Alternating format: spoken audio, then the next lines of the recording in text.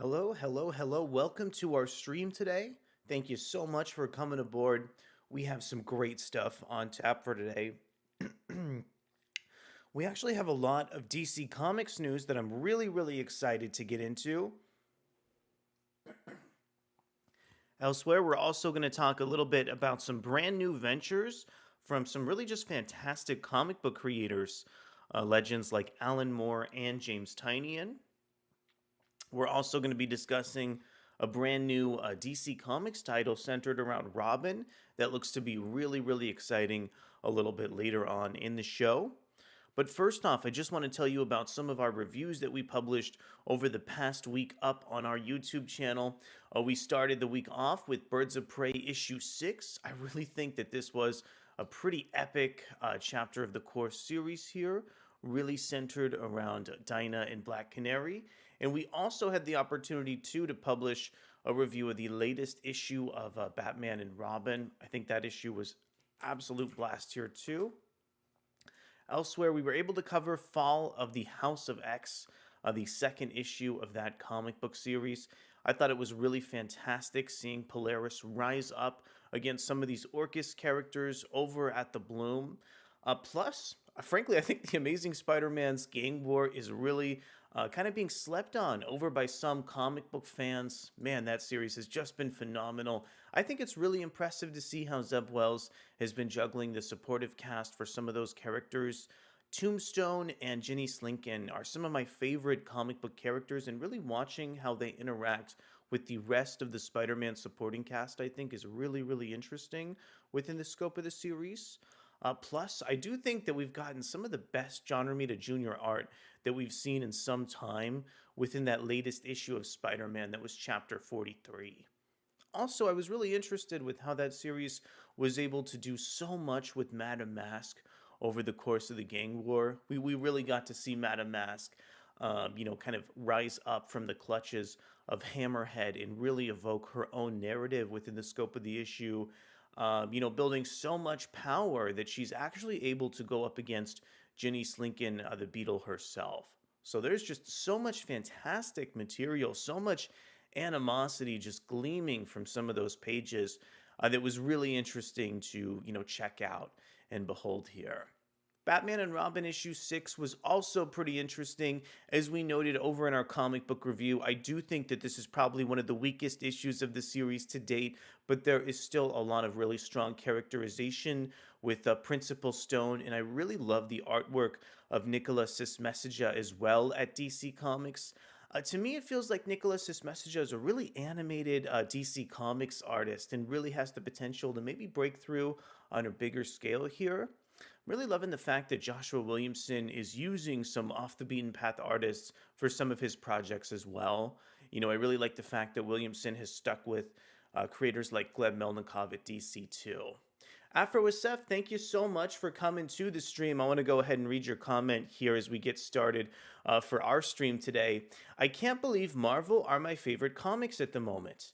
Ultimate Spider-Man, Ultimate Black Panther, Captain America, and Gods. AfroSF, it's really interesting. It seems like some of our tastes are kind of differing a little bit. I have to say, in terms of Marvel right now, my favorite books, it's all the X-Men titles. It's the main Spider-Man series. Hopefully, I'll be able to add comics like Ultimate X-Men to the roster. I think Captain America is really still a fantastic series. I'm still a little bit more preferential to Daredevil, and we will be covering Daredevil on our stream. All right, well, everybody, I want to officially welcome you aboard. I think we have a pretty fantastic stream. I think we have a pretty fantastic stream set for today here. We are really going to be going over the upcoming solicitations for DC Comics May releases. I think that is going to be a ton of fun here. In the lead up to that, we are also going to be covering some brand new comic book previews from Marvel. We already touched on just a second ago how we're going to cover Daredevil. We're also going to preview the latest issues of X-Men too. I thought it might be interesting to kick off our stream today by talking a little bit about some industry news. We don't always have like the biggest and most bold industry news to talk about, but today I think we have something that looks to be quite epic here. Looks like this article was published here over on February 16th, and I know that usually in terms of comic book news, we really kind of focus on Marvel and DC. But I've really been impressed with how James Tynion has been able to work within DC Comics. And I'm really interested to hear that he's planning a new venture called Tiny Onion, where he's set to pursue some brand new, maybe movies or other media here. Let's go ahead and explore this brand new article coming in from Popverse, talking about the expansion here of the Tiny Onion coming in from James Tynion. All right. So, James Tynion preps for a big, aggressive move in comics by launching a creator centric company for comics, movie, and TV development. The new production house will focus on comics and beyond, with 3 new key hires to make it happen. So, in terms of James Tynion, I really just think his Batman series was so influential to the core of DC Comics and is still being explored today.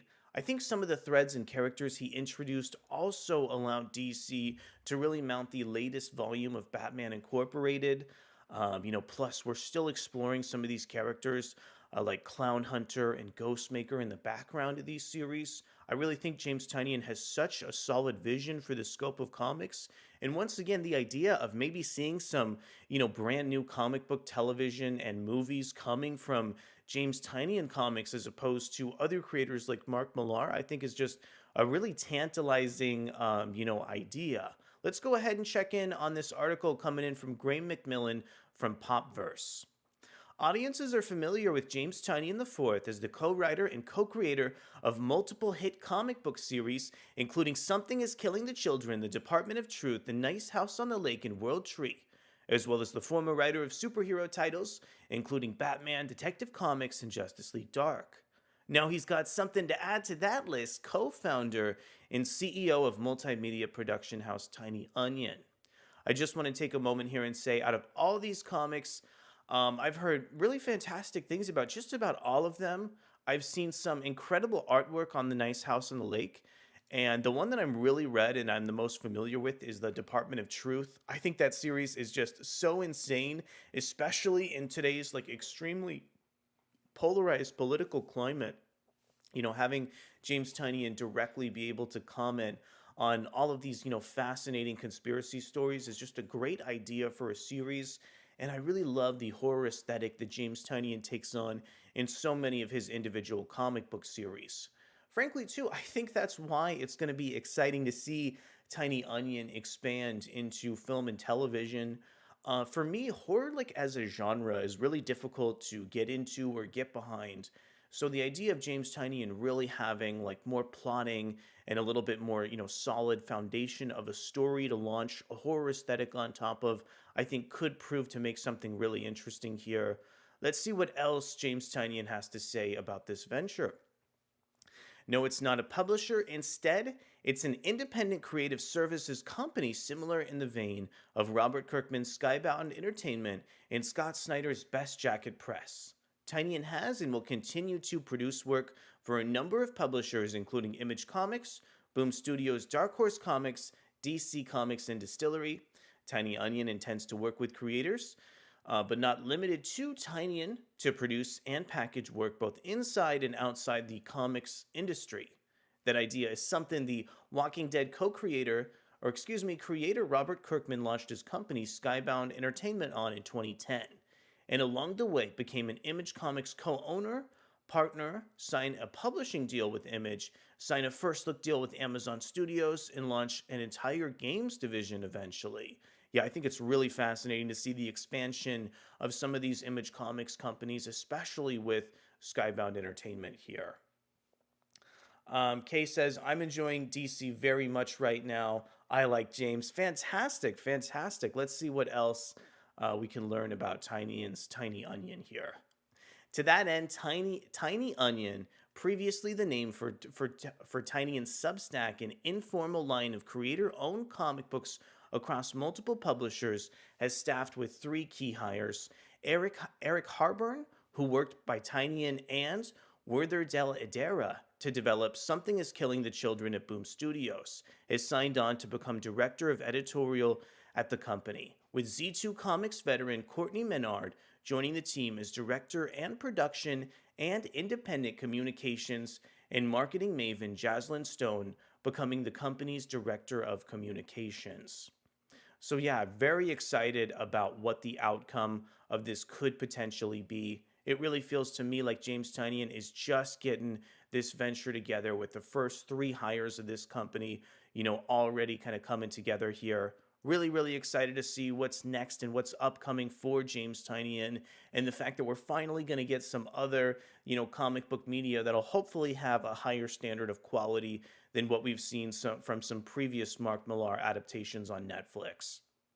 All right, so that was just a quick multimedia news story. Now I want to go ahead and jump directly into comic books. We're going to start with some Marvel previews before diving into our DC Comics solicits.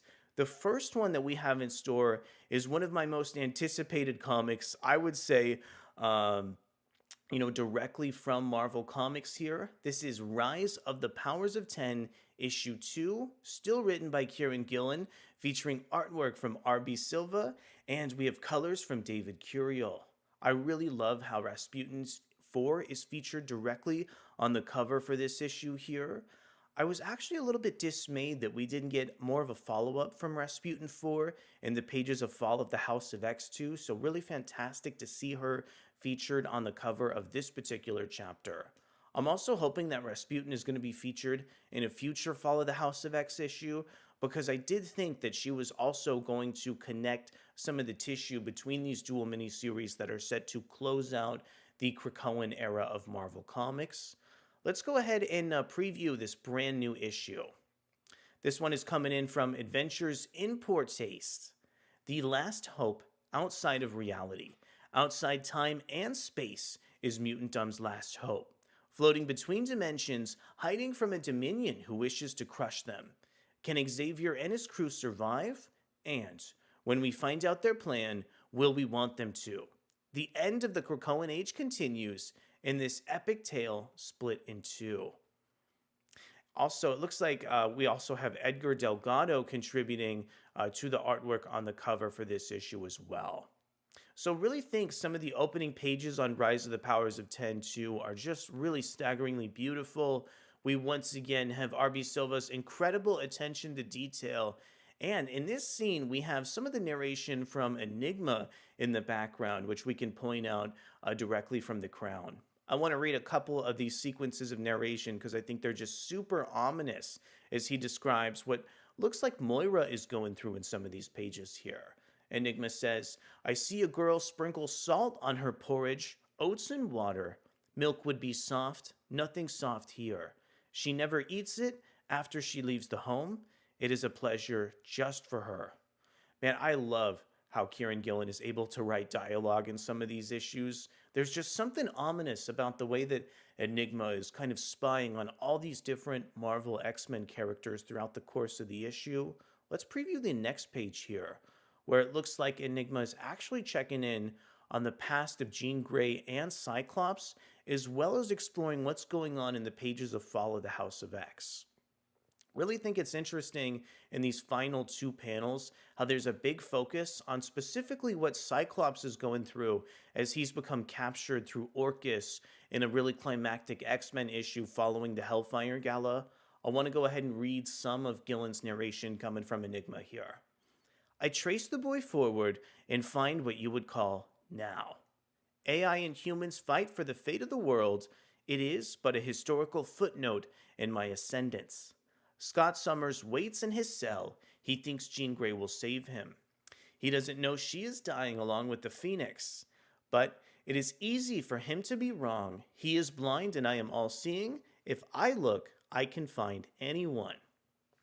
Another fascinating plot thread with Cyclops has been how much Orcus has been testing him, and how Cyclops has just repeatedly told Orcus that he believes, his lover Jean Grey is set to save him. But what Cyclops doesn't realize, that Enigma points out, is that Jean Grey is also in an incredibly harrowing situation. Let's see what Enigma has to say about this here. He doesn't know she is dying along with the Phoenix, but it is easy for him to be wrong. He is blind, and I am all-seeing. If I look, I can find anyone. So if Enigma can find anyone, who in terms of the X-Men would he be looking for? Really love how this final page of the preview answers the question, as Enigma specifically appears to be searching through Charles Xavier, who he's unable to locate over on this page. Plus, I think the way that RB Silva is able to capture like Shadowcat almost bursting out of this Sentinel is truly just wonderful and a great way to capture the imagery. So cool to have like a founding member, from the House of X and Powers of 10 series joining into the fray to wrap up this mini series. Let's go ahead and capture some of the last lines of dialogue from Enigma as he attempts to locate Professor Xavier and close out our preview on Rise of the Powers of 10 2. I trace him through the years, and near the now, I find him exploring the ruins of the Moira engine the sinister part of me made. Xavier heads back to Krakoa, where I lose him. Where are you, you troublesome man? What are you doing? I will find you. I think it is so insane how Enigma is so incredibly powerful. He's able to know so many things, but he can't locate the position of Charles Xavier within the final panel of Rise of the Powers of 10 2. Man, I think this looks like a phenomenal comic book. I am so excited to go ahead and check it out. We will be having a full review, when this issue hits stores over on this upcoming Wednesday. Looks like that is set to be the 21st. Set your calendar accordingly here. AfroSF says, I will still wait for these current X-Men stories. If Brian Hill is given an X-Men book for the relaunch, I will buy it. Man, AfroSF, we need to talk about Blade. I actually had the opportunity over the weekend to catch up on Marvel Comics Blade series with Brian Hill and Elena Casagrande. We have a lot to say about that, but we'll probably save it for the stream tomorrow. Tomorrow's stream is really going to be focused on everything going on with the Blood Hunt, which Blade as a series has a lot more plot threads with. I just don't know how Brian Hill would write an X-Men comic book series. I feel like in a lot of the Brian Hill comic books I write, he really goes for some of the edgy and more violent scenarios. So I really have no idea what he would bring to the X-Men franchise. I would also give him more of a darker comic book, maybe like a Wolverine or an X-Force, to see what kind of material that could come out of that. Beautiful dialogue and artwork, says Kay. Could not agree more. I am just over the moon for Rise of the Powers of 10. I am so sad that in some of the preview coverage we've seen, it looks like Kieran Gillen may actually be leaving the Marvel Universe again. I don't even think this is the first time he's left after the X-Men franchise. I really hope that's not the case. I really hope we get some kind of comic book, from Kieran Gillen in the X-Men from the Ashes reboot. I feel like he's such a big ideas guy and does a great job influencing other creators and playing in the scope of a shared universe. All right, that was our Rise of the Powers of 10 preview. We have a lot more other previews that I'm also excited about, like the latest issue of Daredevil. Man, I've been over the moon for this series, written by Saladin Ahmed, featuring gorgeous artwork from Aaron Cooter. I believe we have colors in this one from Jesus Abertov. Basically, in this series, Daredevil died in the previous chapter, and he's also come back to life here. He's now a priest in the Marvel Universe, watching over the St. Nicholas Youth Home. But now the stakes for Daredevil are higher. Now the stakes for Daredevil are higher than ever before, and Matthew Murdock continues to reach out to some of his old friends who are actually influenced by these 7 deadly sins and are seemingly possessed. So let's go ahead and explore what else is in store for Daredevil in the 6th issue of this series that sees him reunite with the character of Doctor Strange. By the way, I say this like each and every time we cover Marvel Comics Daredevil series, but I do think it's a bit of a travesty that John Romita Jr. is drawing the covers, despite the fact that Aaron Cooter as a creator is so incredible and has such a beautiful, bold, and vivid line at Marvel. I would love it if he were able to draw a few more of the covers for the main series. Daredevil 6 is coming in from Adventures in Poor Taste, a book of revelations. In their first no-holds-barred arc of Daredevil, Saladin Ahmed and Aaron Cooter tore Matt Murdock's world asunder. With those closest to him ensnared by some dangerous and malevolent force, Matt's been left with nothing but questions. In this issue, it finally starts to get some answers from the strangest, source of them all. So here we go. In this chapter, we have Matt Murdock directly kind of bending down here and seemingly speaking as a confessional, talking about how some of these deadly sins have influenced his supporting cast. I do think the way that Aaron Cooter has realized the visuals here is so tremendous. All the negative space and the way that Matthew Murdoch's positions and body language is being used as the background of the page is absolutely phenomenal. Love how on this second page we get such a joyous expression from this other father that Daredevil has spoken to throughout the Daredevil series.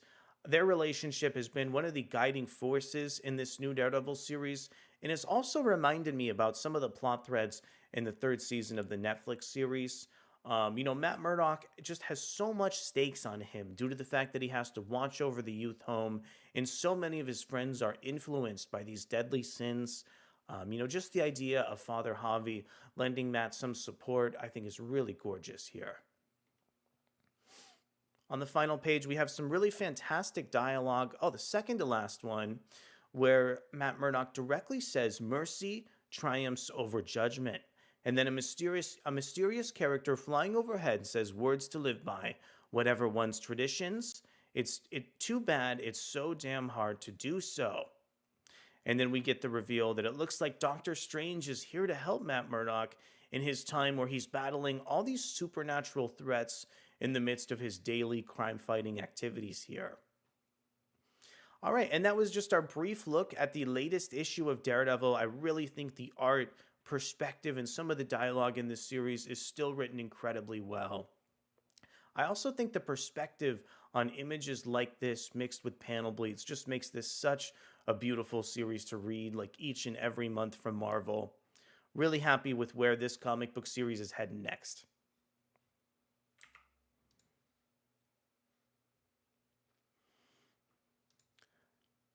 Let's see here. We have one final preview, and then we're going to go ahead and talk a little bit more about DC Comics Solicits.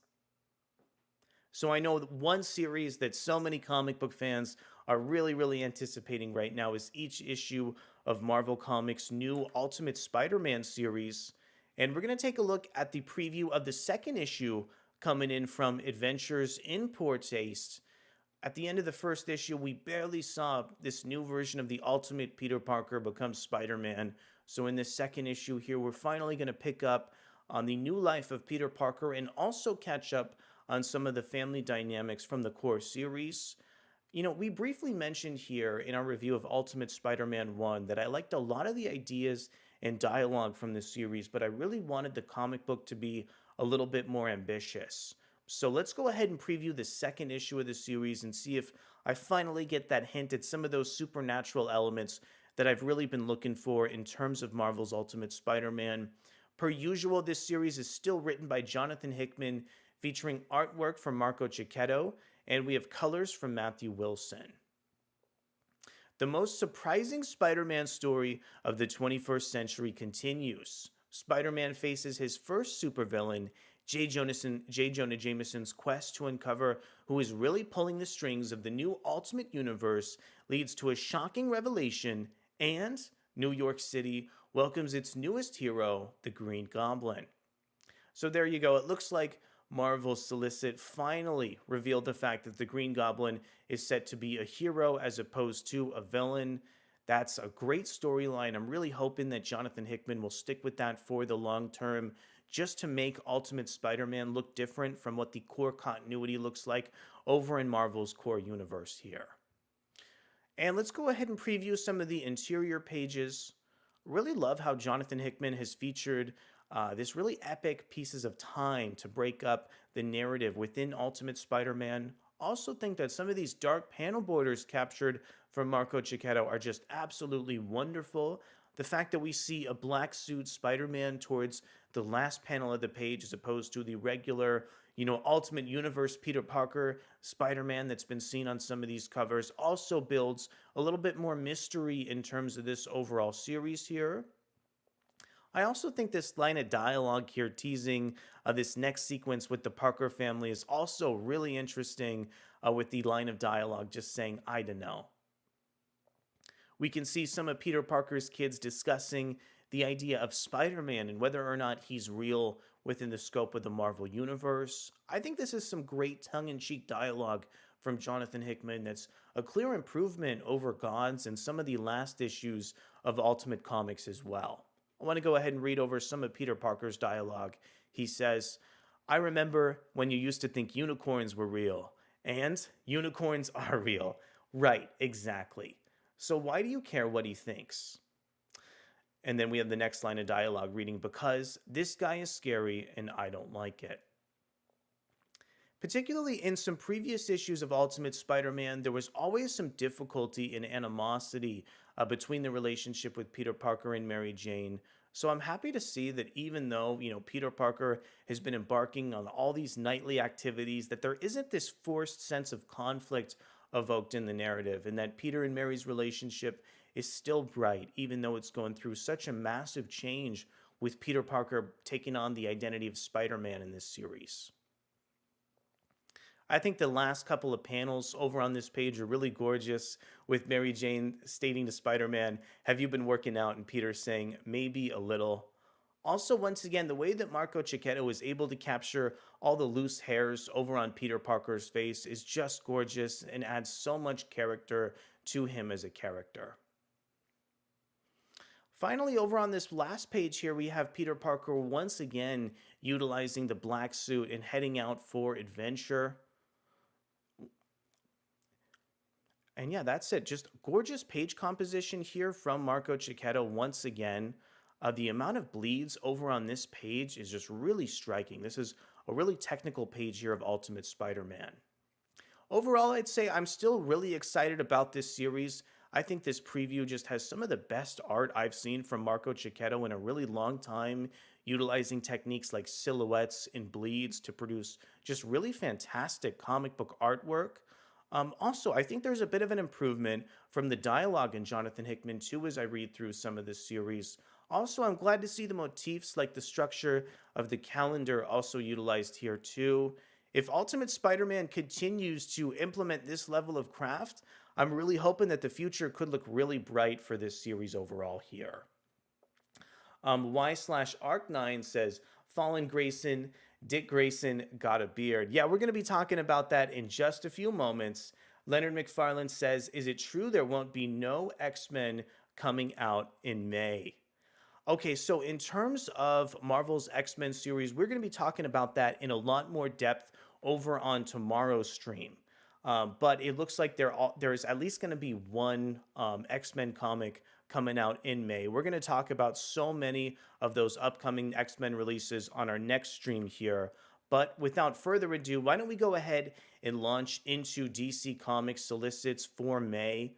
I want to give one more shout out over to Adventures in Poor Taste for posting these previews and just posting everything so fast. Let me go ahead and open up just one more tab of this here, and then we will start our full-on coverage here for DC Comics Solicits. This one is written by David Brooke over on Adventures in Poor Taste here.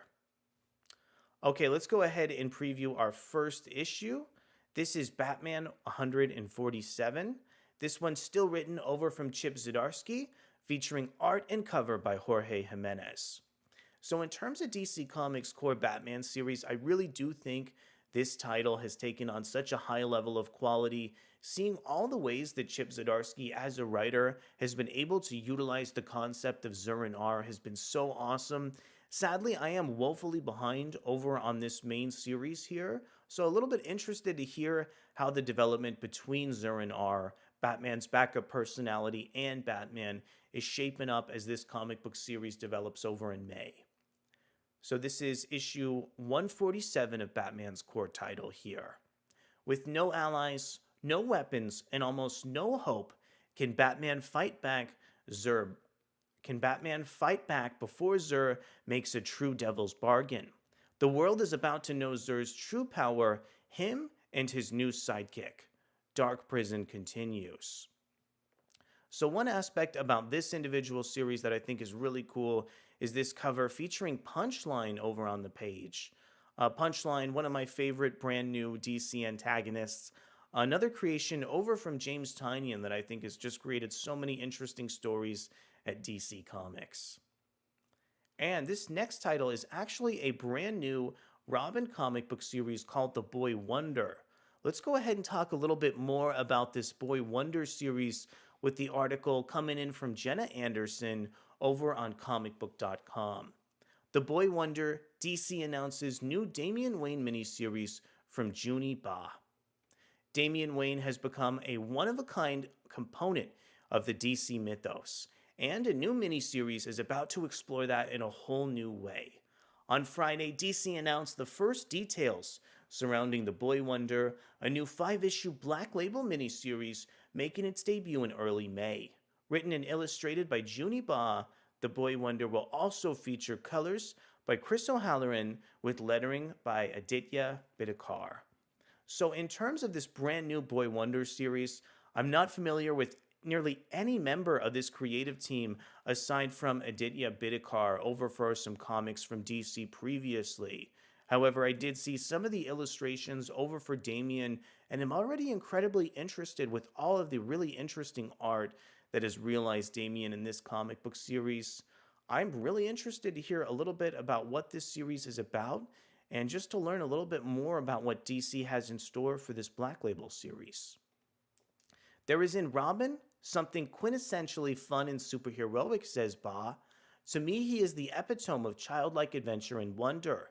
Coming from the generations of fans that love Batman the Animated Series, I want the Boy Wonder to capture the fun of episodic adventure and the compelling characters in an accessible book that anyone can enjoy regardless of prior history. I chose to do this with my favorite little gremlin, Damian, for who better to teach us about heroism and family than someone who deep down fears he's not a good enough person to deserve either. This story will be fun, but it'll tug at your heartstrings too. So what is The Boy Wonder about? The young prince Damian Wayne was raised to be the heir of the fearsome League of Assassins, to follow in the footsteps of his deadly mother Talia and the demon's head himself, his grandfather Ra's al Ghul. But everything changed when his father, the Batman, reclaimed him and brought him back to Gotham City. As Robin, young Damian suddenly discovered he was merely one of several princes preceded in the role by his brothers Nightwing, Red Hood, and Red Robin. Damian doesn't care to be merely anything, but when his father is forced to leave the city on urgent business and a rash of abductions is accompanied by whispers of a demon stalking Gotham's dark alleys, Damian will find himself battling alongside his adoptive brothers and, in the process, learning what the mantle of Robin really means. Keep scrolling for your first look at The Boy Wonder and share your thoughts with us in the comments below. Looks like this one is coming to DC Comics on sale May 7th here. I'm showing that this is a 5-issue miniseries as well. Yeah, the idea of adapting Damian's origin with all these princes is a really fascinating concept to me. Once again here, I'm also really loving some of the artwork here from Junie Ba. Also, some of the variant covers are illustrated from just incredible artists across DC Comics like Cliff Chiang. Cliff Chiang, such an incredible creator that had a really iconic run over on DC's Wonder Woman series with Brian Azzarello. So cool to see him realize this cover with Barbara. We also have Dick Grayson and Damian here. Fantastic. We even have some interior pages of the series coming in from Junie Ba. Man, the level of just expressive characters and the way that this is so much different from a core DC comic book is just really staggering and beautiful. I'm loving all these miniaturized versions of like Nightwing, Red Hood, and Red Robin that we have featured on the page. Once again, just a really striking way to realize, Batman and Robin fighting through some of their just like daily adventures here. I also think the colors on this comic book title are nothing short of amazing. Have some really strong expressions from Damian, capturing just so many disparate facial expressions. Really love how in the 4th and 5th panels on this page, we have Bruce just turning away from Robin directly here. And then we have Robin kind of wallowing in the background. maybe channeling the secret power featured on the final panel in the page. Awesome. So on the fourth page, we have Damien kind of going through an espionage setting here, running down the side of a building. Very classic Batman scenario, evoking like Batman 66, which is so cool to see realized with some of Junie Ba's interior art.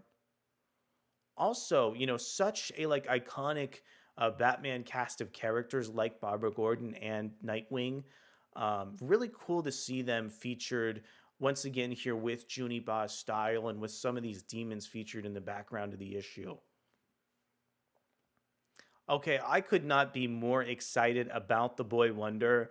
This artwork is so expressionistic, it's so detailed, and just features wild expressions and scenarios from some of these first couple pages here. I'll definitely be keeping an eye over on the Boy Wonder series.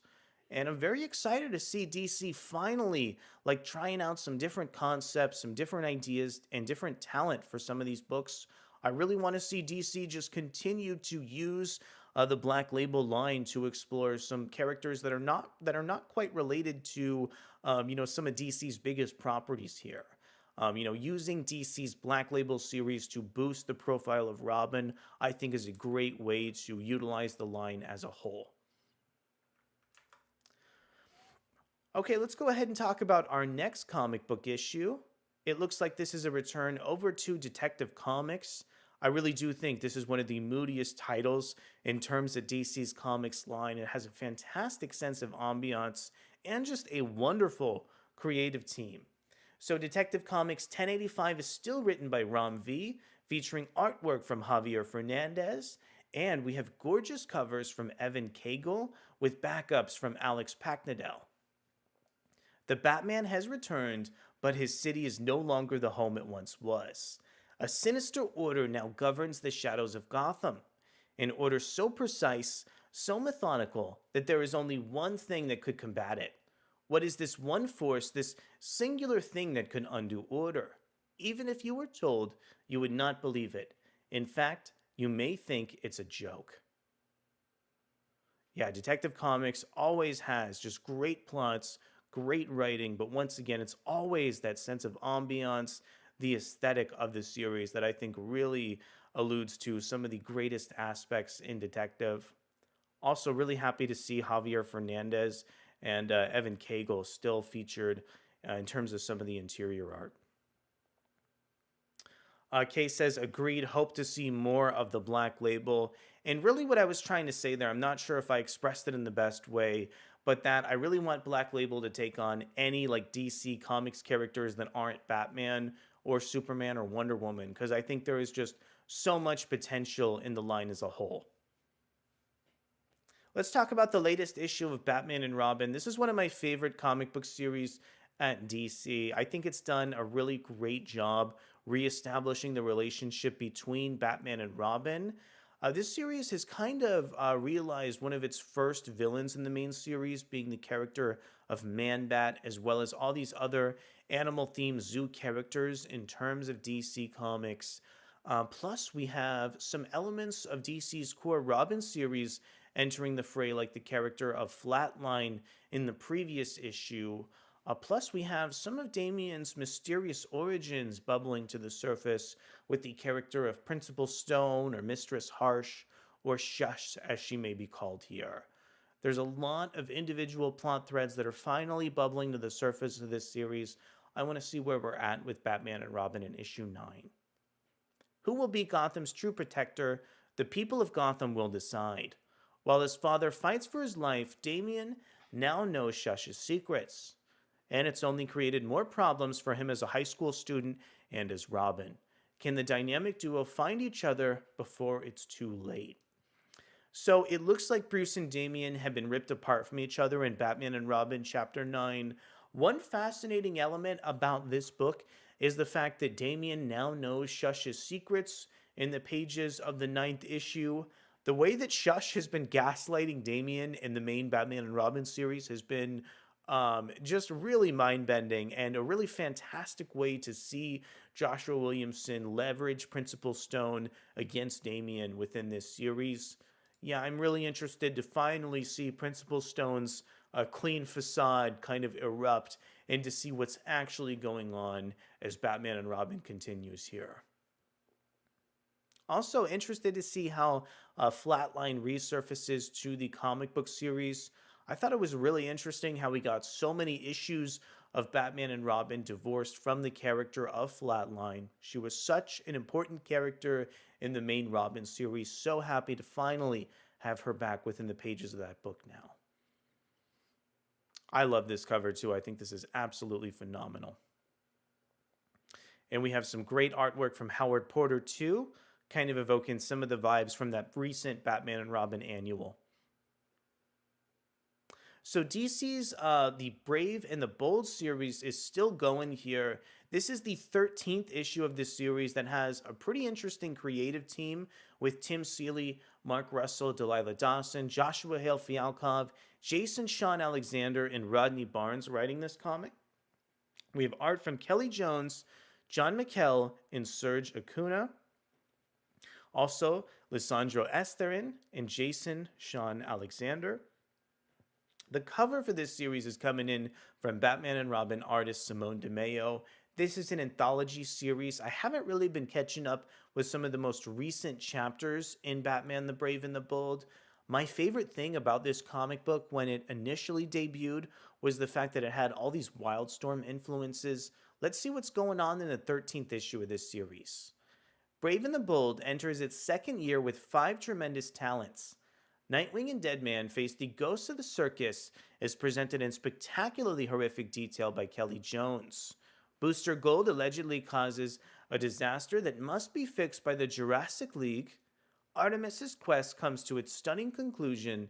Batman and Guy Gardner face high strangeness when a UFO crashes in Gotham.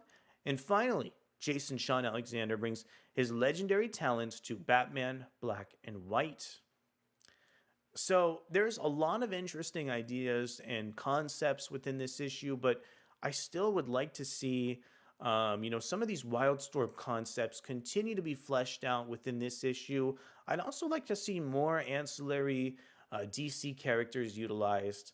The idea of featuring Deadman in a story with Nightwing is a really good idea for this book, but I'd still like some element of DC continuity to be embedded within that story and for that story to have a longer runtime. To me, it feels like one of the main issues in Batman the Brave and the Bold is that there's just too many stories in the course of one issue. This one is also a $7.99 comic book coming in at 64 pages. So I think this one is kind of a tall order even for some of the most dedicated DC Comics fans. If you disagree, let me know in the comments.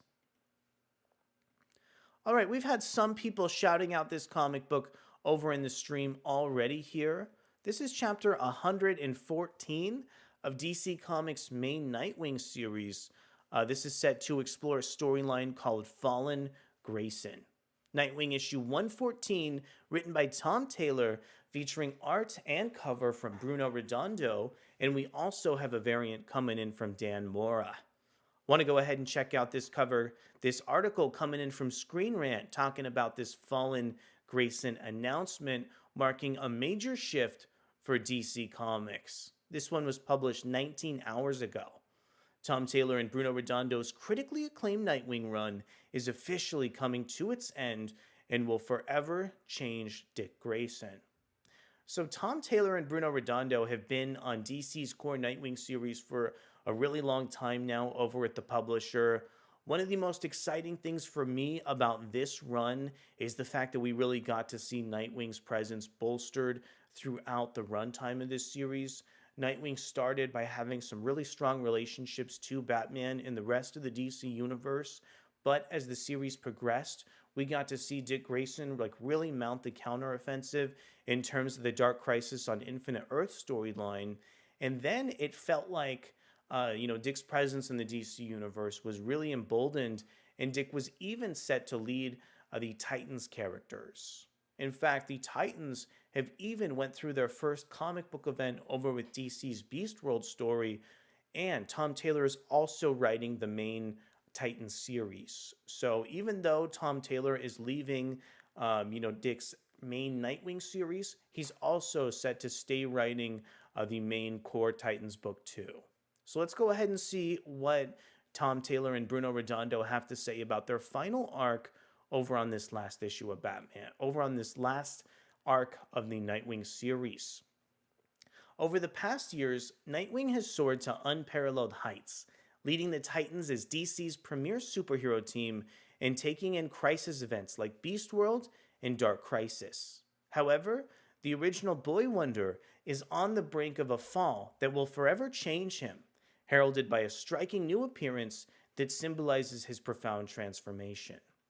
We wanted to show how high this flying Grayson could soar, and now it's time for him to fall, says Tom Taylor.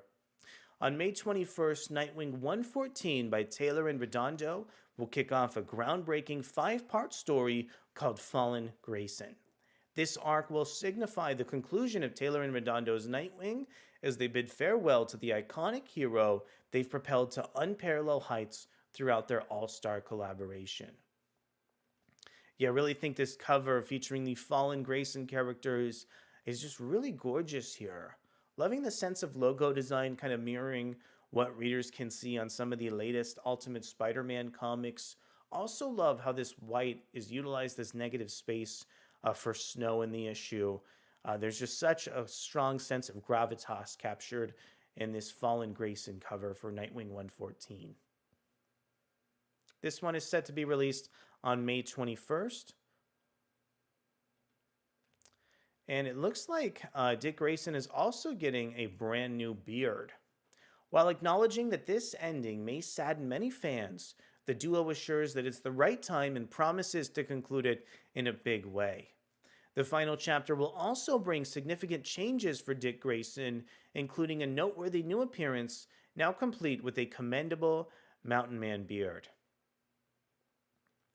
Once again, amazing visuals and symbolism in terms of these Nightwing covers. The way that these mountains also take on the shape of the logo on the Nightwing costume is really, really beautiful. Nightwing 114 will witness the culmination of Heartless's sabotage of Nightwing and how Dick loses his ability to leap. The vague description remains scarce in detail, but confirms Dick has lost his ability to leap off buildings, impairing his heroic abilities and responsibilities. For a Flying Grayson character to be grounded is sure to have profound and lasting impacts on Dick's character. This character's shattering point aligns with Nightwing growing out a beard in his history shown, case in point, Thor in Avengers Endgame. When a character hero whips out a beard, emotional distress and tears are rarely far behind. Fans may harbor concerns upon learning the impending angst-filled chapter for Nightwing, but Taylor and Redondo remain resolute in their belief that the direction they are taking Dick Grayson is the correct one. Taylor elaborated when he and Bruno initially took on Nightwing, their aim was to show Dick Grayson as an A-list hero and elevate him to a deserving pedestal, a goal they undeniably achieved. However, they now feel the time has come for this exceptionally long arc to reach its fitting and timely conclusion. Taylor emphasized, now it's time for Dick Grayson to fall.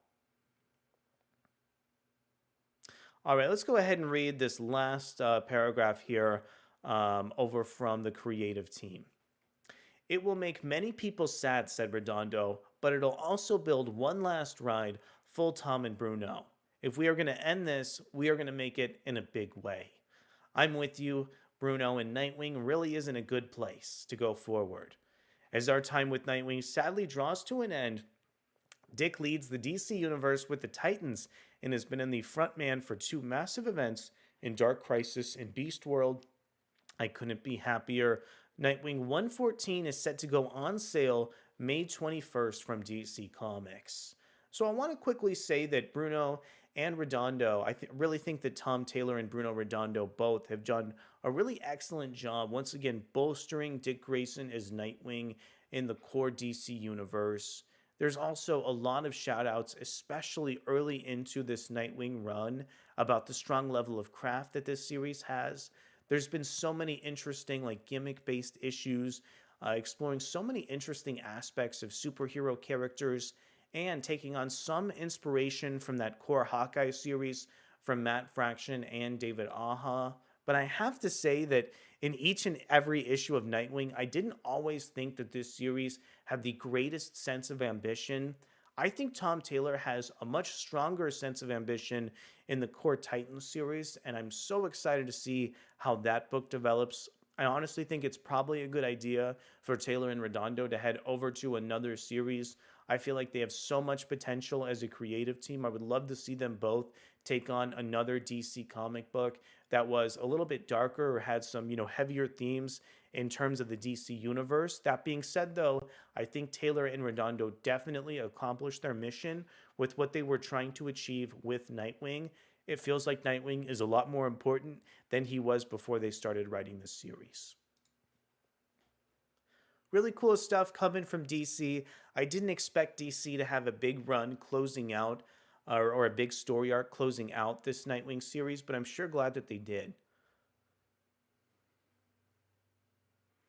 Yeah, all and I also really, really love this cover too. There's so much symbolism, so much individual detail here in all the lines. Okay, so it looks like this is a brand new issue of DC Comics' core Poison Ivy series. I am woefully behind on this title, but so glad it's continuing from the publisher. Poison Ivy 22, still written by G. Willow Wilson. This one features artwork from Marcio Takara and a cover by Jessica Fong. All right, so it looks like this storyline is actually set to close out the second year of G. Willow Wilson's Poison Ivy run. Let's read the solicit. Part 1 of the explosive climax of Year 2 on Poison Ivy. The end times are upon Pamela Isley. The rotten seeds she has sown across America have come to roost, and her greatest enemy is torn from her flesh. With the verdant villainess on death's door, is there any hope for the rest of the world, or has the reign of Dr. Jason Woodrue, the Floronic Man, begun? Mixing the Swamp Thing character of Jason Woodrue with Poison Ivy and maybe some elements of the green. Great way to realize like future issues of this property here. And frankly, makes me realize that I really should be reading this Poison Ivy series. Frankly, one of my favorite things that like Marvel or DC Comics creators do is just rope in some really interesting supporting cast members that you wouldn't expect to see in the scope of one of these individual issues. Really happy to see some of these elements popping up here and interested to see what other supporting cast members are going to be featured in Poison Ivy issues in the future. Kay says, I'd also love to see the Authority have a comeback. Oh, fantastic. Glad to hear you say that. Any of those characters would benefit from the Black Label. Absolutely agree. Absolutely agree. I don't understand why Black Label is so sterile with some of the characters that they're coming out with. There's a lot of potential in that line. I don't know why DC isn't expanding, that line for like Animal Man as a character. Very frustrating, but interesting to see how DC is actually using, some of their extra publishing lines. Wow, really amazing covers on Poison Ivy 2 with these variants here. Looks like this one is illustrated by R. Kikuo Johnson. I think there's a level of cognitive dissonance here that's amazing with this character kind of dying in the background and all these animals surrounding Poison Ivy. I think this is one of my favorite covers that we've seen in terms of DC solicits across the entire stream. The way that this rose is kind of emanating here from the neck of this construction worker is also so beautiful. Also, another aspect of this cover that just makes me feel so emotionally charged is the way that Poison Ivy has had, this commentary in terms of environmentalism. We've really seen Poison Ivy like really direct violence towards people who are corrupting the environment, as we can clearly see from this cover. So many interesting things about this image. I'd really love to see R. Kikuo Johnson take on some interiors at DC. This is incredible, incredible comics work. Okay, we have some issues of Harley Quinn. Wow, it looks like this series has made it all the way to chapter 40 here. This one written by Teeny Howard, featuring art from Natasha Bustos. What an amazing creator. Natasha Bustos lent amazing visuals over to comics like Moon Girl and Devil Dinosaur. Really interested to see how, what kind of interiors Bustos could lend to Harley Quinn. And I really like this cover too, referencing the Legion characters with Harley Quinn. I think that's really silly too. All right, let's check out the solicit for issue 40. Driving laws, etiquette, common sense, who needs them? That's right, you finks. I'm continuing my greatest higher education motivated research assignment to date, being bad. And if that wasn't enough getting schooled for you in one issue, my collegiate best friends for life, forever and always, Grace Ellis and Hannah Templar, have joined forces to tell the story of the time I dreamed I was sent back to school. You'll be calling me Harley Dangerfield by the end of this one, an account of all the respect you're going to be giving me. Yeah, I think the solicits on the Harley Quinn book are written in a really fun way that isn't too cheesy across the narrative. We also have the latest issue of DC Comics Catwoman. Let's see. Let's check out our creative team here. We have Teenie Howard still writing this series, nearly 65 issues in. The artwork is coming in from one of my favorite DC Comics, like interior house style artist, Carmine Di Giandomenico. And the cover for the issue is also illustrated by David Nakayama. This one is $3.99 on sale May 21st. The final act of 9 Lives begins here. Catwoman is dead meat, with the certifiable cutthroat and cannibalistic cannibal of criminals converging on Catwoman. The feline femme fatale finds herself searching the ends of the earth for an ally in her struggle. But first she'll have to escape from her current predicament, a deadly black site prison. All right, so that is Catwoman, issue 65. Let's talk about a comic book that I'm really highly anticipating here. This is the latest issue of DC's Birds of Prey, Chapter 9. So in the most recent issue of Birds of Prey, Chapter 6, readers really got the opportunity to see the storyline wind down in terms of the Birds of Prey pursuing the island of Themyscira to save Dinah's adopted sister known as Sin. So that storyline has been going on for a long time throughout the course of the main series. It was really good to finally see that storyline close out in the most recent issue of the tale. Plus, DC Comics teased that there's a new roster coming to the Birds of Prey series. That's something else to look forward to in terms of this book. Also, we got the tease that there's some upcoming villains that have their sights set on the character of Batgirl Barbara Gordon too. So there's a lot of individual plot threads spinning in the background of Birds of Prey. Let's check in on our solicit for the 9th issue to see how some of these plot threads are coming together here. This one is still written by Kelly Thompson, featuring artwork by various artists and a main cover coming in from regular series artist Leonardo Romero. If the Birds of Prey have one mission, it's protect Barbara Gordon at all costs. And that mission is not going great. Dinah and her team search for Barbara in this strange new world that seems specifically designed to trip them up. Many mysteries lurk in the dark of this world, and some of them don't want to kill you, probably. After reading through this solicit, it's incredibly vague, but maybe teases some kind of like dark horror scenario for the Birds of Prey characters.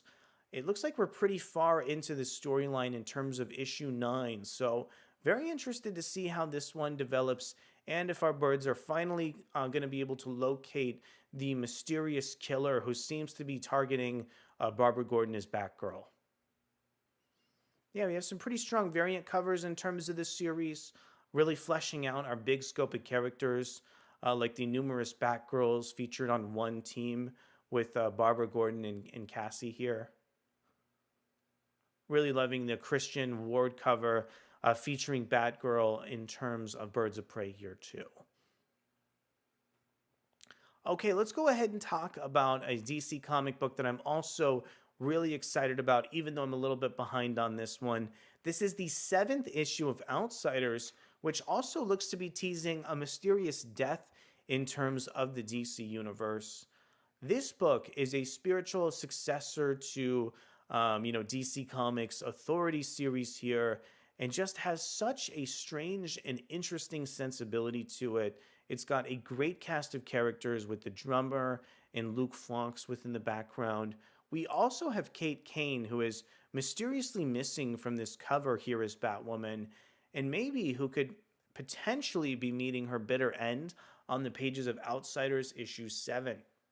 This one's still written by Jackson Lansing and Colin Kelly, featuring artwork by Robert Carey and a cover from Roger Cruz. And the solicit is very mysterious. DC isn't letting us know the first sentence, they've redacted it. And in the second sentence in the solicit, they write, "A requiem is held for a fallen friend. The guide is open, and the truth of the world is revealed." So DC's Outsider series is really set to explore some Wildstorm elements from DC Comics, and the way that it's teasing a mysterious, plot revelation with a mysterious, murdered character and all these creatures in the background really has my interest. I'm wondering if these characters could be associated in any capacity, with the challengers of the unknown. I also see that we have Batman in a very classic costume featured in the bottom right panel of this cover as well. Really cool variant featuring the drummer in terms of Outsiders. Yeah, really interested to see how Outsiders develops as a DC comic book. I feel like this one has so much potential, but I'm not sure how many fans are reading the comic book series from issue to issue. Next up, we have Red Hood the Hill, Chapter 4 here. This one's still written by Sean Martinborough, illustrated by Tony Akins. Jason Todd has gone through a lot in his life, death and life again. From his time as Robin to his time as villain to his adventures as an outlaw.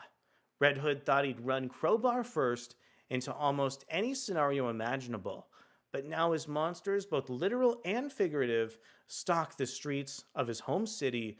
Red Hood finds himself up against the impossible. Does Jason stand a chance while things heat up in the hill? Really interested in the aesthetic and covers for this Red Hood series. To me, it feels like Red Hood is such a lowbrow character in terms of DC Comics, really taking on a story that has a few more plot threads and a greater sense of ambition. To me, really plays against, the idea of Jason Todd as the Red Hood, but I'm still interested to see if a creator can do it. This is an opinion I've also had about Marvel's Venom series. And I think the creative team with Al Ewing, Rem V, and Toron Grönbeck have done a great job subverting what we would usually see in the pages of Venom's core series and building a narrative that is really immersed in the science fiction. If DC Comics wants to do the same thing with Jason Todd in a Red Hood comic book, I'll be on board for that. Okay, next up, we have the latest issue of The Penguin. I'm kind of surprised that Tom King is still sticking with this series nearly 10 issues in. Plus, this one looks like it also has some really good artwork from Rafael de la Torre. Also, we have a cover from Carmine Di Giandomenico. I really think this cover shows why Giandomenico is one of my favorite comic book artists at DC Comics. Just some of these lines that are captured in a really curvy way play against DC's core house style and evoke almost like a European sensibility to some of these images. I think it's so beautiful. I'm not a fan of Tom King's writing, but the artwork has me so immersed that I'm absolutely going to read the solicit. The fire in Gotham turns into an inferno as chaos spreads in the wake of Penguin's return. No one in the city is safe from the bird's wrath, not least his own children. How far will Penguin go to retain his crime empire? How much blood will he need to spill? You ain't seen nothing yet. I would say, too, in terms of Tom King as a writer at DC, one of the things I'm most afraid of is him evoking really violent scenarios. So I would say that as somebody who is very apprehensive of Tom King writing violent comic books, that I'm going to stay as far away from the Penguin series as I can. If anybody in chat is reading and appreciating this book, please let me know. Okay, this one is the brand new Mark Russell series exploring history through the eyes of superhero characters. This is Batman Dark Age 3, written by Mark Russell, featuring art and cover from Mike Allred. So I'm not the biggest fan of like history in DC Comics. I think there's been some times where it's utilized really, really well. And I also really think that the sense of perspective that Mark Russell brings to DC Comics is really admirable. But this series does not play into some of my interest as a reader here. Once again, if anybody in chat is checking out and enjoying Batman Dark Age, let me know. And I would also maybe recommend it too, based on the creative team. If you're interested in history and you like characters like Batman, this might be a good one to pick up. Mark Russell always has an interesting sense of irony in some of his writing. And Mike Allred, an incredible artist at DC with a great sense of perspective and a really interesting line, too. Okay, this one looks really interesting here. We have Rafa Sandoval featured on a Batman comic book. Excuse me, Superman. This is Action Comics 1065, written by Joshua Williamson, not only featuring a cover for Rafa Sandoval, but artwork too. The fact that Rafa Sandoval kind of kicked off Action Comics at the start of Dawn of DC really has me associate his art in terms of Action Comics as a property. So while I would really love to see previous writer Philip Kennedy Johnson remain on this series, I'm still glad that we have Sandoval's art here. It looks like this issue, 1065, is also set to tie in with this House of Brainiac story at DC Comics. The publisher has teased this for such a long time, I'm starting to get a little bit hyped. Let's read a little bit about the solicit on this upcoming issue of Action Comics. House of Brainiac Part 3. Superman and Lobo have their hands full with Brainiac's Lobo army, so it's up to Supergirl and Connor Kent to stop Brainiac himself. It's an impossible battle, but they are joined by some unexpected allies. I'm really happy to see Supergirl and Connor Kent together in the course of a DC title. I think having some additional characterization for them as a Superman family will probably help the comic book line as a whole. Also think that the character of Brainiac is able to evoke so many strange sci-fi settings with his really interesting technology. And the fact that Lobo isn't featured in the middle of this narrative too is just kind of an off-beaten way for this series to have a much different vibe than you would think of for a story that is really centered around the character of Brainiac. Wow. Oh my goodness. Paulo Rivera always uses just so much iconography in some of his covers. The level of detail captured here between Superman kind of like banging on the bottle city as he tries to capture Brainiac's attention is beautiful. The facial expressions are amazing, and the sense of perspective from some of the backgrounds here are incredible. Along with that other cover from Poison Ivy, this might be the best one that we've seen to date from DC this month in terms of the solicits. This is probably one of our all-time top 3 covers here. This is really, really amazing work from Rivera. Also, pretty striking image of Supergirl capturing her Dawn of DC costume in a really realistic setting here. Really great stuff from DC once again. Okay, I will take as many of these Rafa Sandoval covers that DC wants to give me in terms of Action Comics. But it looks like this one isn't Action Comics. This is DC's core Superman series, retaining the very same creative team of Joshua Williamson and Rafa Sandoval. This is part 4 of House of Brainiac. Looks like it features Lobo as well. Ding, ding, ding. Superman and Lobo fight. The partnership was shaky at best, but now it's exploded. Lobo has betrayed Superman and it's on now. Even if they stop punching each other long enough to save the day, it's too late. Brainiac has what he needs, and the Queen Brainiac is alive.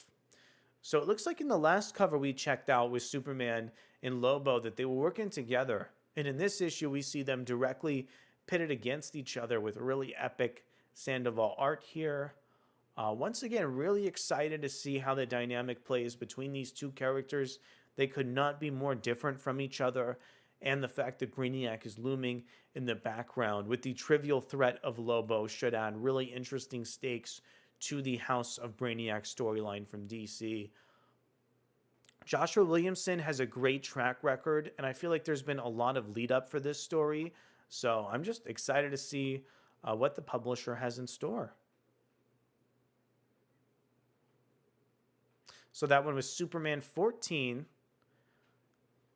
DC's Power Girl series is still going strong with issue 9, written by Leah Williams, featuring art by Eduardo Pensica and Julio Ferreira, and a cover by Yannick Paquette. Like so many other DC ongoings, I am woefully behind on this Power Girl series, but everything I've read has been tremendous.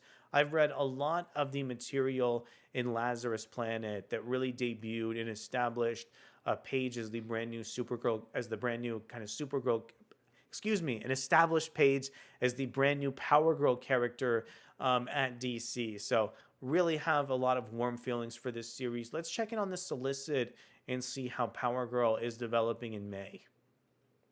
Hey, Power Girl, come out to play. With the Zarnians seizing control of Power Girl's Metropolis neighborhood, Crush offers herself up as a diplomat to reason with her unreasonable relatives. But these aliens are corrupt as they are crude and decide they'll just add Crush to their growing number of hostages. Can Power Girl save the day solo, or will she fall prey to Goblin and intergalactic biker gang? Lots of cool stuff about Power Girl 9. This solicit actually teases a ton of plot threads here. Crush, for me, is a really interesting DC character, especially with some of her relationships to Lobo. Utilizing Crush for Power Girl is a great way to extend that series. What else do we have here? Crush working as a diplomat. That is a just really quirky, silly scenario that could be realized in an interesting way. What else do we have? These aliens are corrupt as they are crude and decide they'll just add Crush to their growing number of hostages. Can Power Girl save the day solo, or will she fall prey to Goblin and intergalactic biker gang? So much fun stuff here. Power Girl has really been punching above its weight as a series, and I think it's found a way to tie into the House of Brainiac story in a really clever way. I don't think we've gotten the first issue of the Suicide Squad Dream Team series yet, but oh boy, am I anticipating this one. This iteration of the Suicide Squad is so interesting because it features the character of Dreamer operating alongside Harley Quinn and Bizarro. Plus, it's written by Nicole Maines. Really interesting to have kind of like a newer DC writer write a brand new Suicide Squad series. Also, it's illustrated by just phenomenal DC Comics artists Eddie Barrows and Eber Ferreira. Let's check in on the solicit for the third issue, featuring this very tense cover with a very distressed Bizarro here. No one just gets out from under the thumb of Amanda Waller, and it's looking like the Dreamer is no exception, but a surprise pair of allies decide to risk it all and play hero, helping Dreamer escape Amanda Waller's clutches. Now they just have to escape the plane they're stuck in and prevent a bloody assault on Gamora. Should be easy, right? All right, so this is Suicide Squad Dream Team. This cover's teasing a little bit of animosity between Dreamer and Harley Quinn. Interested to see if that is featured on the page as well, or just a weird thing teased in a variant cover that's not actually going to be talked or referenced in the interiors in any capacity. My God, this is an amazing cover. Looks like this is a Dan Mora cover illustrated for Batman, Superman's World's Finest 27.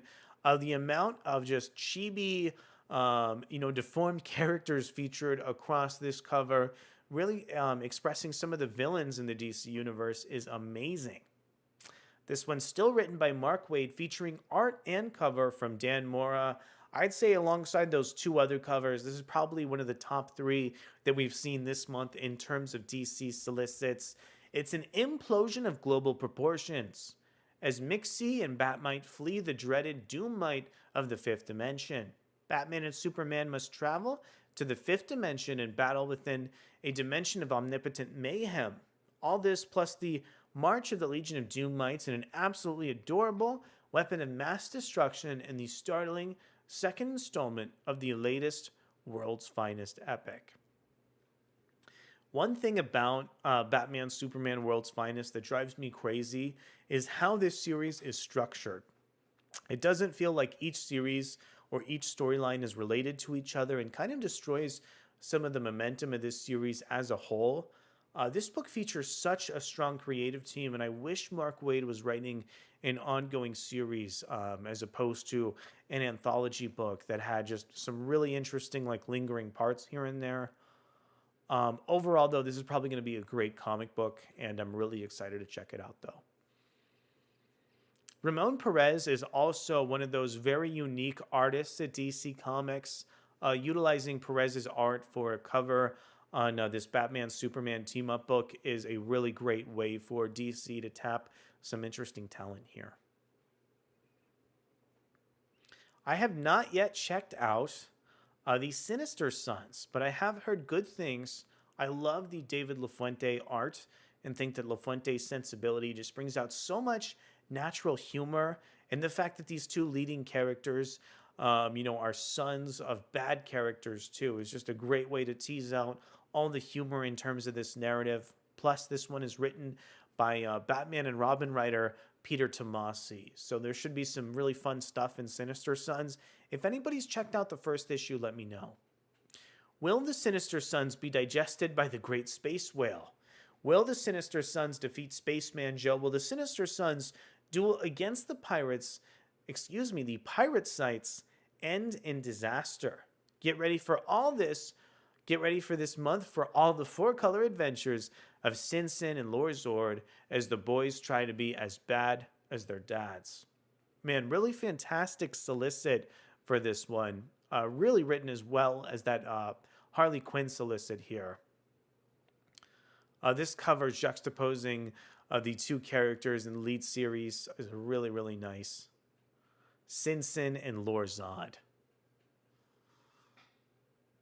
Yeah, really happy once again that DC is continuing to publish the Sinister Sons. I want them to continue to take these risks in their line moving forward. Okay, I've also heard fantastic things about Kneel Before Zod. This one has a great creative team with Joe Casey and Dan McDade, also taking on an interesting premise featuring the character of Zod in his own series. In the aftermath of war, General Zod hurls closer to his dark fate. On the verge of losing everything, including his own life, a desperate and deranged Zod is faced with an all-new challenge, including the Legion of Zod. Judging from the way that this solicitation is written and the fact that we have a villain serving as our leading character, this series is looking to take on a very dark aesthetic and ideas. Also, I think some of these covers tease out these really dark elements that should be within the narrative too. Okay, I am not reading DC's core Wonder Woman series, but this cover illustrated by Daniel Sampere is tremendous. I am such a big fan of Daniel Sampere's interior art. I loved his work on Dark Crisis and Infinite Earths. I also love Belen Ortega as an artist and think she also has a really interesting, like, curvy line that plays against DC's house style in such a cool way. But I have not enjoyed any of the issues of Wonder Woman I've read so far and have largely stayed away from this main series. Let's see if there's anything in the 9th solicit of this series that can get me invested in the book, aside from the gorgeous cover from Sampere. The Ultimate Test. As Sovereign's grip on Wonder Woman's psyche tightens, she retreats into the arms of Steve Trevor. Will their love for the ages prove victorious over the web of Amazon lies weaved in man's world? Plus, Trinity lets the dogs out. I have no idea what they mean in that last sentence, saying Trinity lets the dogs out. I know it's a reference to Belen Ortega's probably second story in the issue, and I'm wondering if it's literally going to be about like Damian as well as John's pets within the series. Not really sure though. Man, this Julian Totino Tedesco cover is probably even better than the Daniel Sampere one. Once again, takes on just such a strong sensibility by featuring a really decided expression from Diana here. I would say, too, that the villain of the Sovereign in DC's core Wonder Woman book is actually pretty compelling here, but I'm worried that the way he's going to be implemented into the narrative is going to be a little bit too dark and offset some of the rest of the writing from the main series too. Okay, one of my other favorite DC comic book series is none other than The Flash. In each and every issue, The Flash takes on such wild plot threads and characters stemming from the uncoiled and the stillness, as well as Gorilla Grodd himself. Plus, in the pages of the main series, too, we've really seen Wally West realized in a family setting. And he just has so much responsibility between serving so many children, working as a full time job and as a superhero series. The Flash is so chaotic, but I've enjoyed each and every issue of the series to date. Issue 9 is also a major turning point once again here, as it features art from one of my favorite comics artists in general, Ramon Perez. I'm really excited to see what Simon Spurrier has in store for the 9th chapter. Let's go ahead and check out this solicit. As the Speed Force glitching causes more chaos around the world, another rogue is gifted with a mysterious power set upgrade.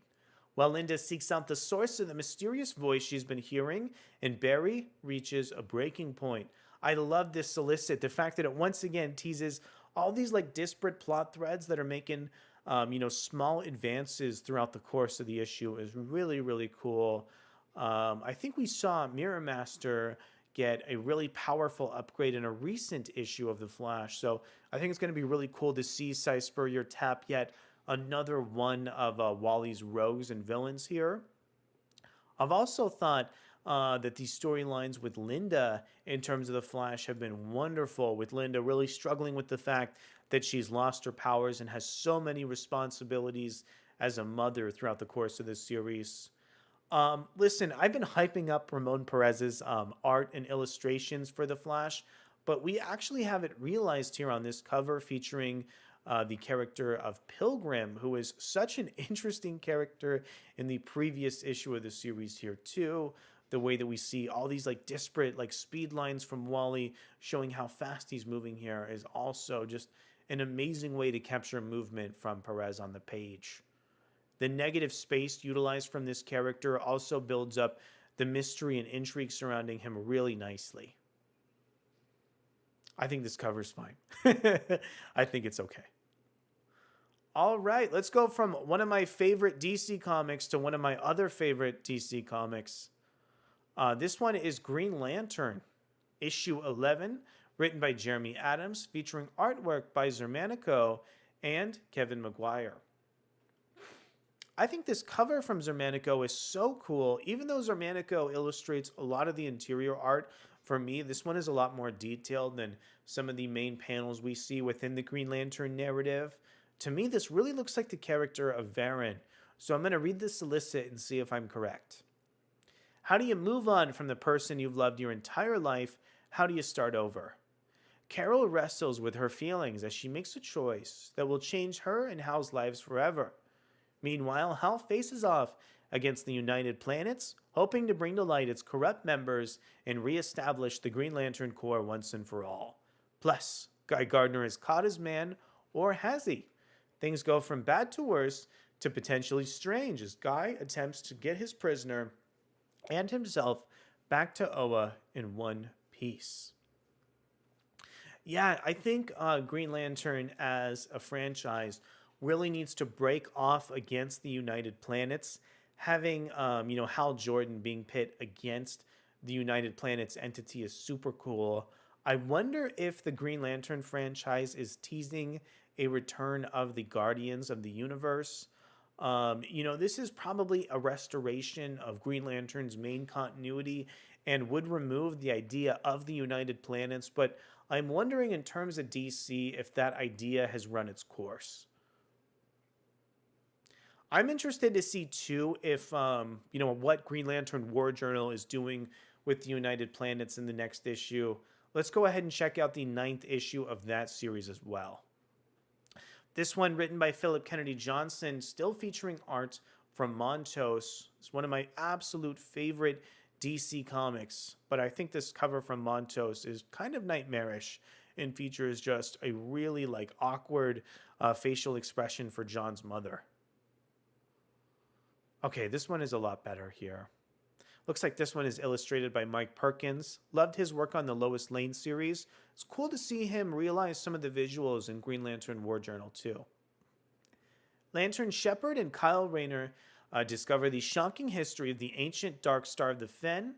Meanwhile, John Stewart is trapped in its orbit, trying desperately to save his mysterious new allies from the undead First World Army searching for him.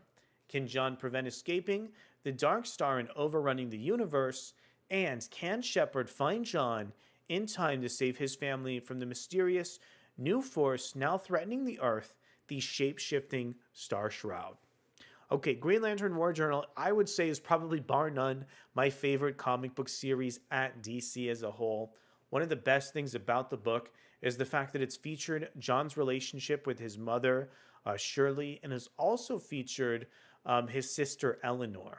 So it looks like in the main DC Comics universe that Eleanor has passed away, but Shirley has this like dementia where she doesn't realize Eleanor has passed away. And the way that Green Lantern War Journal is able to resolve this storyline is just absolutely beautiful. The fact that the Dark Star characters are potentially threatening John's family is so interesting.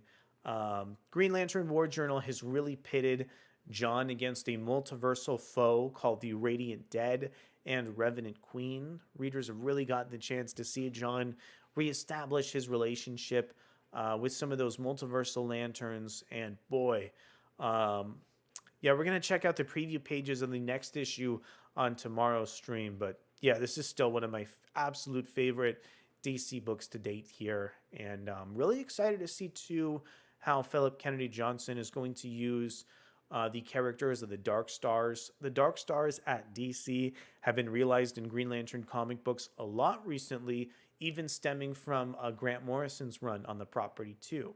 So yeah, lots of cool stuff in board for this series. Cannot wait to see where Green Lantern War Journal is headed next. Kay says, I'm going to have to check this out. Really, really encourage you to do so. It's one of my favorite books. It's this one, Birds of Prey, and The Flash. Those are my three absolute favorites. Man, I'm such a big fan of Chris Samney as a creator.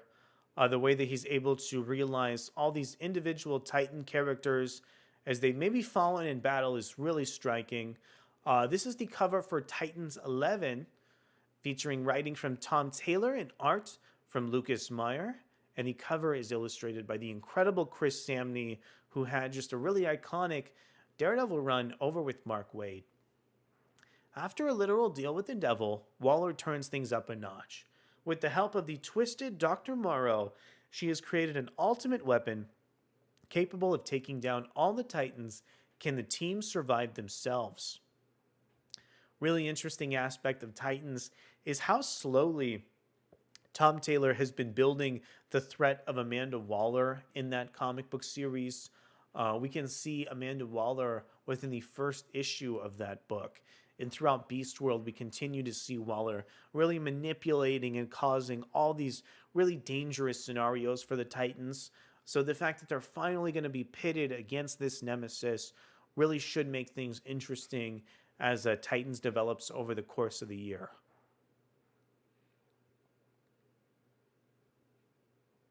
I love the Titans characters working together. I also have a lot of nostalgia for the cartoon. And I just don't understand why more fans aren't embracing this series. Tom Taylor, really fantastic writer, and I think has just written these characters with the gravitas and the characterization they deserve. I know a lot of people are big fans of the cartoon and want the property to be respected. Anybody who feels that way should check out DC's main Titans run. It is phenomenal. It is absolutely wonderful. It plots things really slowly. It builds up comic book plot threads like XMen series. I can't recommend it enough.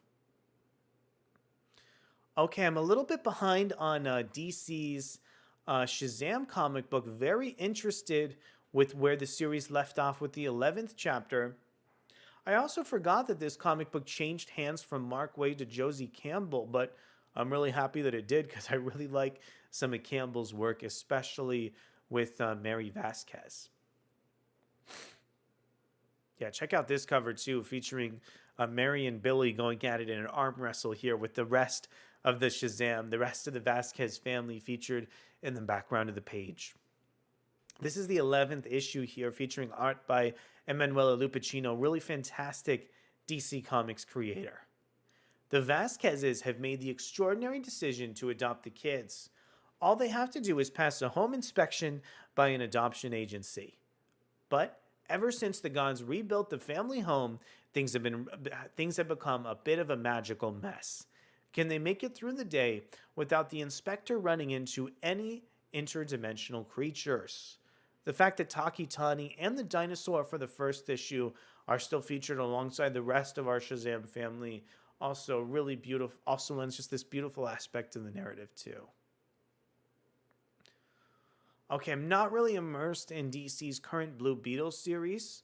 This one is written by Josh Trujillo and features art and cover from Adrian Gutierrez. Really strong variant cover as well. Okay, really happy to see DC's core Green Arrow series continuing. This is the 12th issue of the comic book title, still written by Joshua Williamson, featuring art and cover from Sean Isaac C. with a variant from Robin Extraordinaire Gleb Melnikov. This is it. For the last year, Oliver Queen has been on a mission to reunite his family and friends. Can the Emerald Archer overcome Merlin's final master move and get the family reunion we've all been dying to see?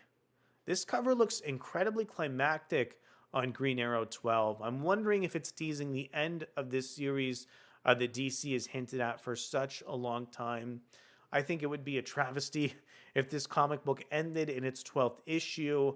Williamson's such a strong creator. The way that he's revived and featured so many ancillary Green Arrow characters together in his run has been beautiful. I love the way that Williamson writes comics, and I'm just hoping that his run with the character doesn't come to an end before his actual plans on the core series do. Okay, let's see what this one is. We have Suicide Squad Kill Arkham Asylum 5, written by John Layman, featuring art by Jesus Hervaz and a cover from Dan Panosian. Suicide Squad is a really tough sell for me. Probably not going to be checking this one out, just to be brutally honest here. All right, let's see what this one is. Batman Dylan Dog issue 3, written by Roberto Recchioni, featuring art by Gigi Cavanago and Werther Del Adera. I do not know enough about Dylan Dog, but I can tell from some of the names from this creative team that it looks like DC is tapping artists they don't usually do, as well as this writer, which is always cause for celebration. Always love to see DC Comics, just really taking on more ambition within the scope of their narrative too. Okay, so I know I've heard so many fantastic things about this John Constantine Hellblazer Dead in America series. This one written by Cy Spurrier alongside Aaron Campbell, featuring art by Priscilla Petriates, John Pearson, and John McCrae. We have a cover by Aaron Campbell too. In addition to being just a really interesting and provocative John Constantine story, this one is also utilizing some elements from the Sandman property. This one looks really, really fascinating. Let's check in on the solicit for the 5th issue. John Constantine, his son Noah, and bodyguard Nat have been blazing a trail across the face of America in their double-decker Routemaster bus, finding themselves on the wrong end of an eruption and supernatural mystical threats, all thanks to a scattering of dream sands. In this anthology format issue, 3 particularly memorable run-ins with hitchhikers and drifters on America's roadsides come to the fore. But can Constantine add up their meaning in time to uncover who or what is to blame for this rise in terror? So much cool stuff featured in this solicit in this Constantine issue, from the scattering of some of Dream Sand, as well as the idea that this is an anthology-style issue. There's a lot to be excited about in terms of the Constantine series, and I want to see Spurrier, Campbell, Petriates, Pearson, and John McCrae really push this series to the absolute limit. I have no idea what this is, but boy, is this an ominous cover here. This is Batman Gargoyle of Gotham issue 3. It's the Noir edition, written and illustrated by the incredible comic book creator Raphael Grandpa. Really cool stuff here. Okay, let's go ahead and talk about this next chapter here. Batman the First Night, written by Dan Jurgens and illustrated by Mike Perkins. I love some of Mike Perkins' sensibility that he brings to these covers. The amount of negative space utilized here in the middle of this original Batman costume cover is such a striking sense of visual here. Even though I'm not always the fan of some of Mike Perkins' facial expressions, just the ambition that Perkins lends to the page is always commendable for me. Okay, we're going to skip past the Scooby-Doo comic, but frankly happy that DC is publishing it and at least trying somewhat to appeal to younger comic book readers. This also extends to the Looney Tunes comics too. This primer series is also trying to angle at some younger readers at DC Comics, written by Jennifer Muro and Thomas Grajewski, art and cover from Gretel Bluesky. I really love the marketing material and the images I've seen for this book, but have not checked it out. Batman and Robin and Howard by Jeffrey Brown. I know there's an audience that really appeals to. Okay, this one for me is very interesting. This is Wonder Woman, The Adventures of Young Diana. We're also going to read the solicit on this one. Mainly the reason why this one is really standing out to me because it's featuring writing from Jordie Bellaire, who is just an absolute veteran of the comic book industry. I think most notable for the colors that Bellaire lends to comics.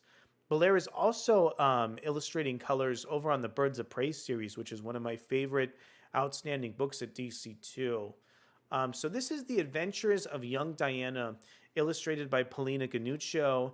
192 pages, $16.99 on sale August 6th. The world may know her as Wonder Woman, but once upon a time she was Diana, the young princess of Themyscira.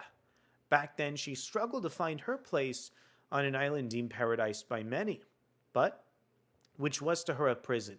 Trapped in the role as a royal and shielded from the harsh realities of man's world, Diana yearned for adventure or at least a purpose. So when ancient text portraying her home's history goes missing, she gets both. How far will our hero go to find the texts and truths they're hiding? Find out in this exciting story that promises to be a classic for years to come, collected for the first time.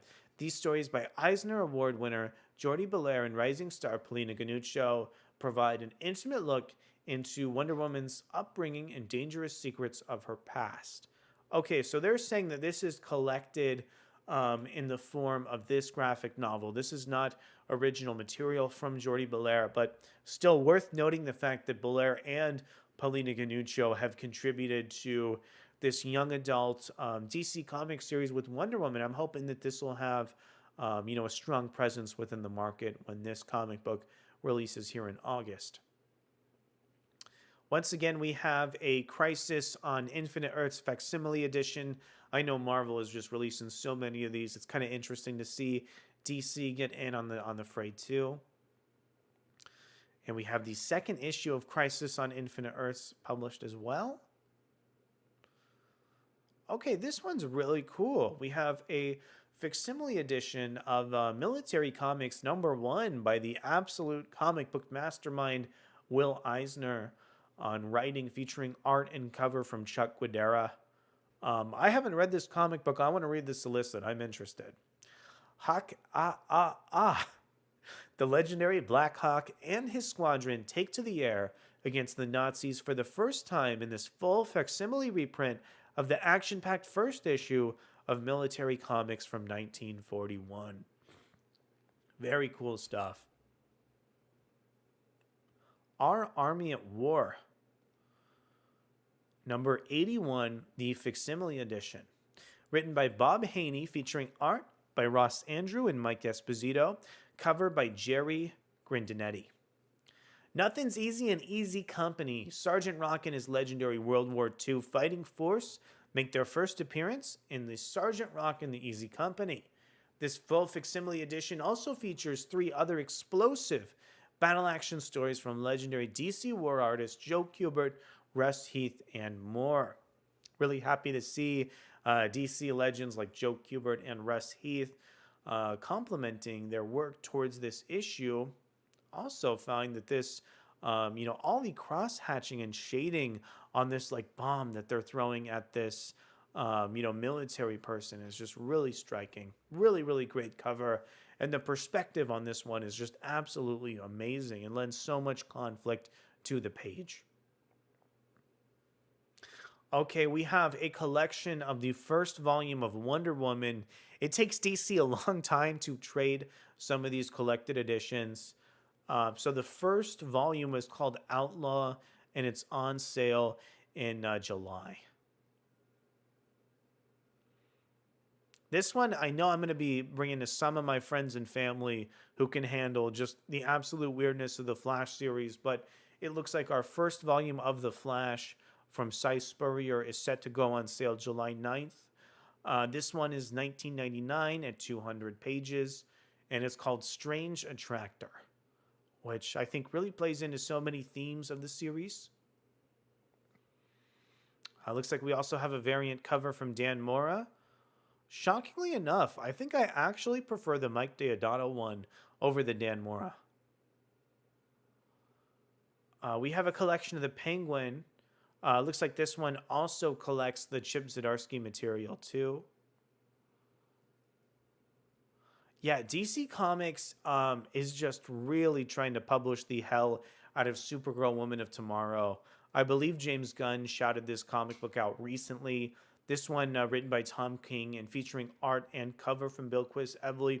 This comic book drives me freaking nuts because I think it totally does not capture the characterization of Supergirl correctly, and people act like it's so influential to the DC Comics universe.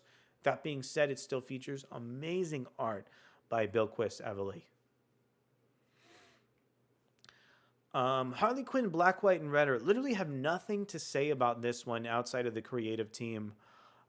We have art from Bilquis Evely, Bruno Redondo, Babs Tarr, writing from Chip Zdarsky, Gail Simone, Zoe Thorogood, and others.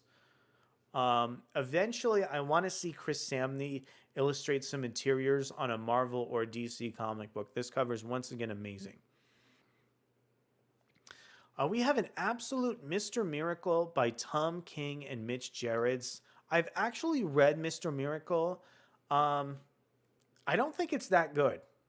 Once again, we have a Tom King project that I think focuses a little bit too much on violence and dark aspects, as opposed to what really makes Mr. Miracle interesting as a character. But I do love Mitch Gerads as an artist, and I think that almost every panel of this comic book is nothing short of beautiful.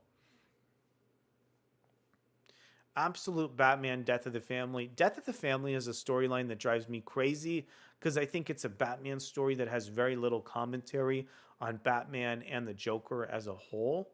I would absolutely never buy an absolute edition of this series, but I do think the packaging is at least a little bit ambitious from DC.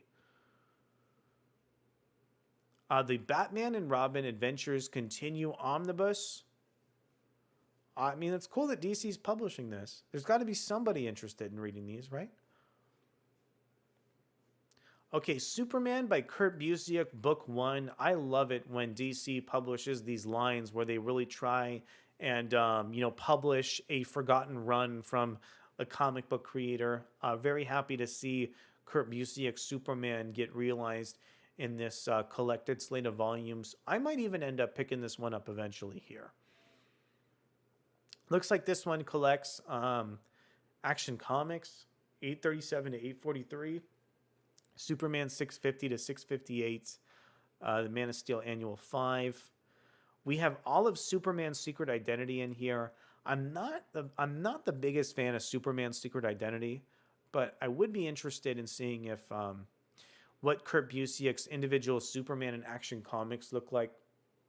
We also have 2 issues of World's Finest Comics here as well.